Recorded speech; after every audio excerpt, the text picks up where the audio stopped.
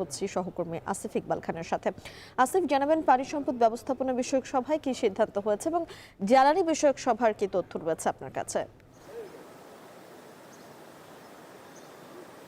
মিম, কিছুক্ষণ আগেই কিন্তু পানি সম্পদ যে বিষয়ক যে সভাটি রয়েছে সেই সভাটি শেষ হয়েছে। আমাদের সাথে কথা বলেছেন পানি সম্পদ মন্ত্রী শহীদুদ্দীন চৌধুরী আনি। তিনি জানিয়েছেন যে যে সরকারের যে পরিকল্পনাগুলো রয়েছে পানি সম্পদ নিয়ে, সেই পরিকল্পনাগুলো নিয়েই আসলে বিশদ আলোচনা হয়েছে আজকের সভায়। এবং এই সভায় কিন্তু উপস্থিত ছিলেন বুয়েটের যে পানি সম্পদ বিশেষজ্ঞ দল, তারা উপস্থিত ছিলেন, সরকারের সব স্তরের যেই লোকজন আছে তারা উপস্থিত ছিলেন। এবং এখানে সরকারের যে ভবিষ্যৎ কর্মপরিকল্পনা রয়েছে পানি সম্পদ নিয়ে, সেই বিষয়গুলো নিয়েই আসলে বিস্তারিত আলোচনা হয়েছে। আপনাকে একটু জানিয়ে রাখি, এই সভার পরপরই কিন্তু জ্বালানি বিষয়ক একটি সভা এখন অনুষ্ঠিত হচ্ছে প্রধানমন্ত্রী তারেক রহমানের সভাপতিত্বে।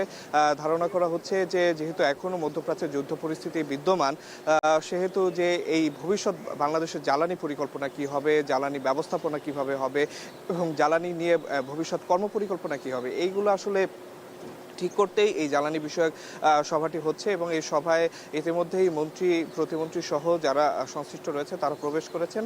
এবং এই বৈঠক শেষে আসলে আমরা জানতে পারবো যে আসলে কি সিদ্ধান্ত বৈঠক থেকে হয়েছে বা প্রধানমন্ত্রী তারেক রহমানের কোনো নির্দেশনা রয়েছে কিনা এই বিষয়ে। আপনাকে একটু জানিয়ে রাখি, সচিবালয় কিন্তু কিছুক্ষণ আগে জ্বালানি যে মন্ত্রী রয়েছেন তিনিও কিন্তু আমাদের সাথে একটু কথা বলেছেন। তিনি আমাদের যেটি জানিয়েছে এবং যেটি বলার চেষ্টা করেছেন যে সরকার এখনও জ্বালানিতে যথেষ্ট ভর্তুকি দিয়ে যাচ্ছে। এবং তিনি বলছেন যে মধ্যপ্রাচ্যের যুদ্ধ পরিস্থিতি যেহেতু এখনও বিদ্যমান, তাই বাধ্য হয়েই সরকারকে আসলে জ্বালানি তেলের দাম বাড়াতে হয়েছে। এবং পুরো বিশ্বেই যেহেতু জ্বালানির যে পরিস্থিতি সেটি এখন একই অবস্থা চলছে, সেহেতু বাংলাদেশও এর বাইরে নয়।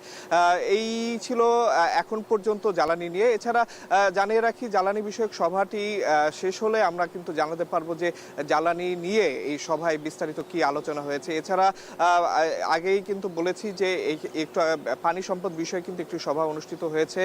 তার আগ দিয়েই সেই সভায় কিন্তু পানি সম্পদ ব্যবস্থাপনা নিয়ে সরকারের যে কর্মপরিকল্পনাগুলো রয়েছে, 180 দিনের যে কর্মপরিকল্পনা রয়েছে, সেই কর্মপরিকল্পনাগুলো কিন্তু নিয়ে বিশদ আলোচনা হয়েছে। তো জ্বালানি বিষয়ক যে সভাটি রয়েছে সেই সভা শেষে আসলে আমরা জানানোর চেষ্টা করব যে এই সভায় কি আলোচনা হয়েছে বা কি জানতে পারলাম। তো এই ছিল আমার কাছে সর্বশেষ। মিম। সচিবালয় থেকে সরাসরি যুক্ত হয়েছিলেন সহকর্মী আসিফ ইকবাল খান।